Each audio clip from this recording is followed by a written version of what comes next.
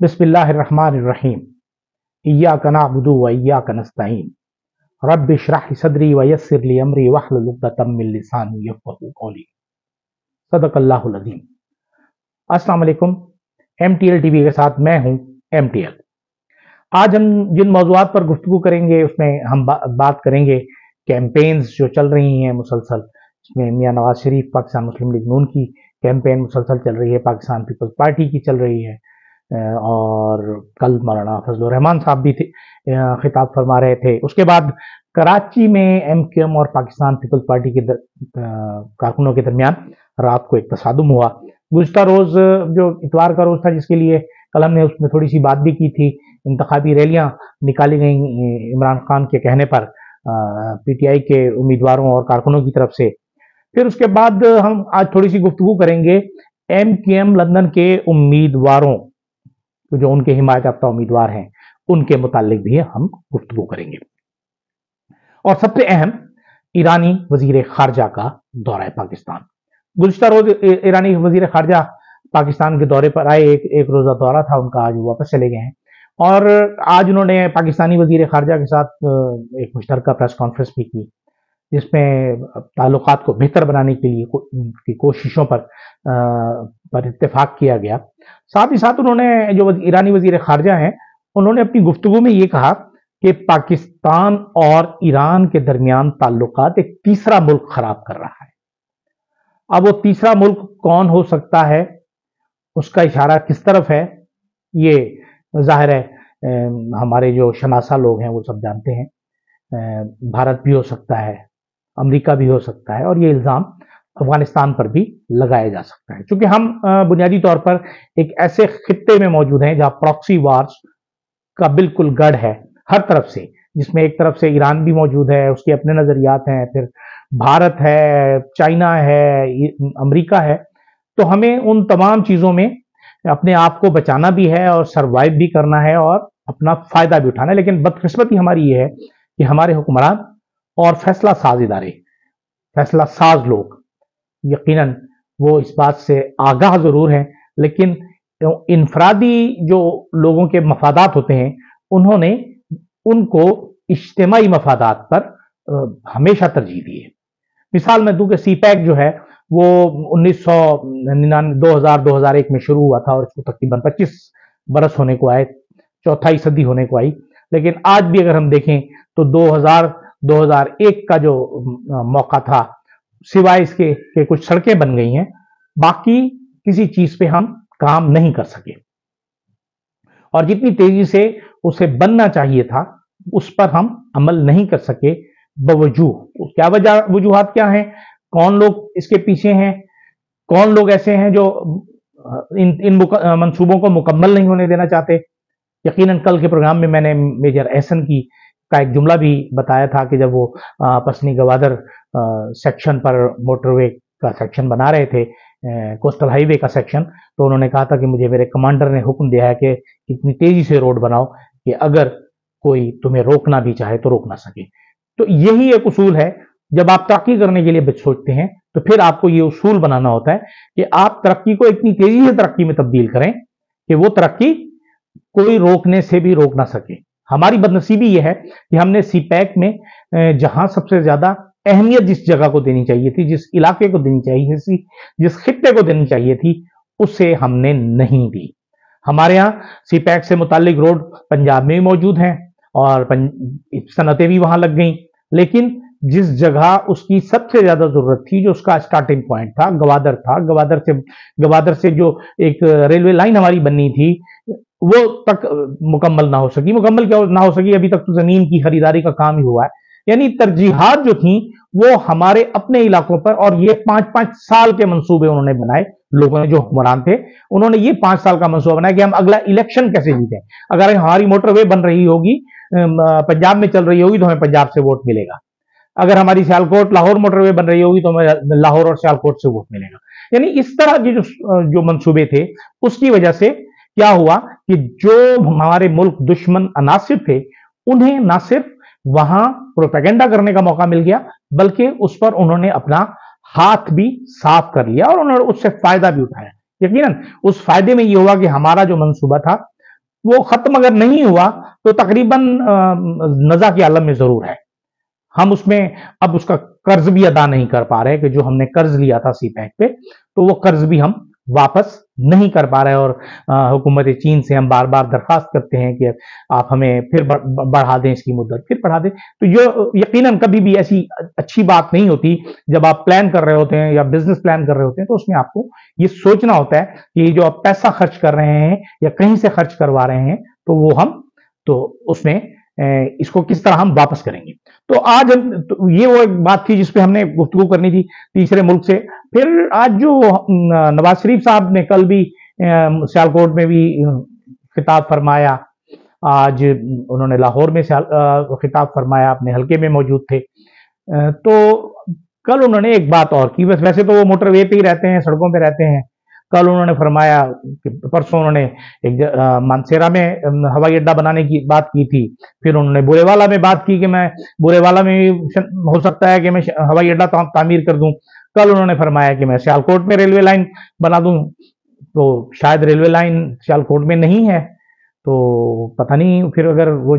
Pakistan railway کی ٹرینیں کہاں سے جاتی ہیں کیسے جاتی ہیں, تو وہ جو سیالکوٹ جنکشن ہے اس کا کیا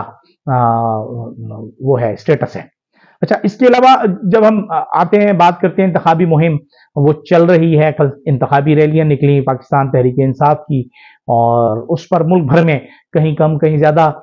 لوگوں کا جو تھا فیڈ بیک تھا. کارکنان کی تعداد تھی کہیں بہت زیادہ تھی, کے پی کے میں بہت زیادہ تھی, پنجاب میں بھی لوگ نکلے, سندھ میں بھی نکلے.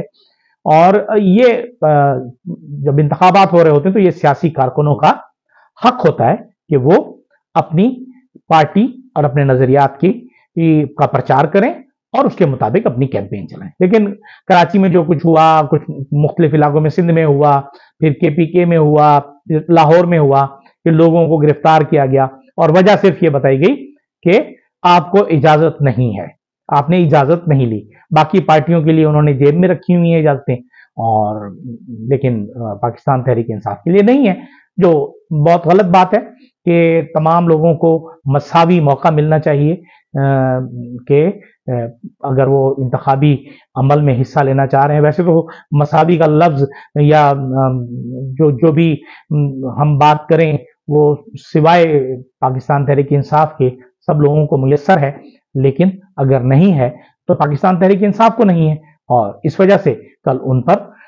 جو بھی اٹیک ہوا یا جو بھی ایکشن یا ری ایکشن ہوا وہ یقیناً پولیس کا عمل تھا اور اس کے پیچھے حکومت شامل تھی. ایک طرف تو انتخابی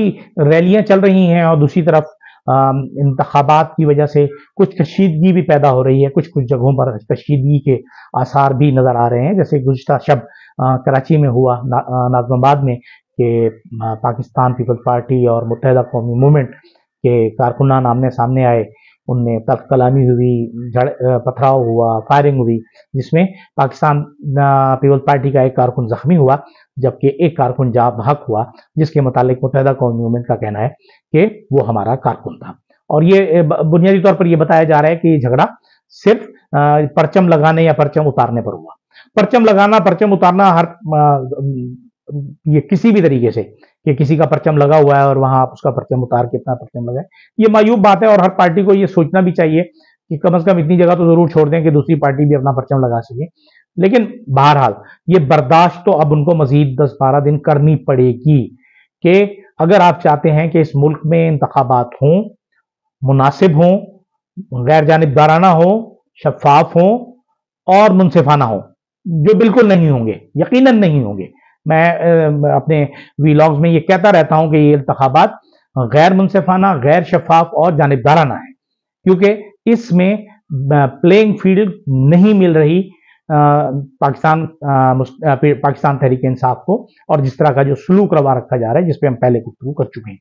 لیکن بہرحال پھر بھی آپ اپنے آپ کو کمپوز کریں اپنی پارٹی کی حد تک, اپنی کیمپین کی حد تک, کیونکہ اگر آپ نے ایک دوسرے کو مارنا شروع کیا, جو یقیناً کراچی جیسے شہر میں جو پچھلی 3 دہائیوں میں لاشوں کی سیاست, بوری بند لاشوں کی سیاست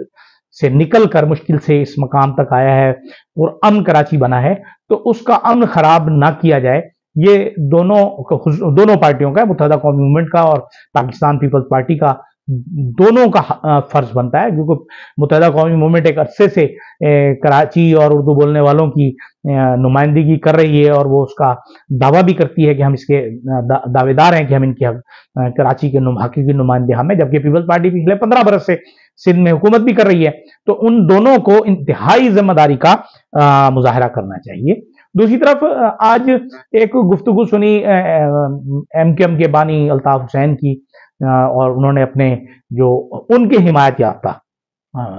उम्मीदवारान हैं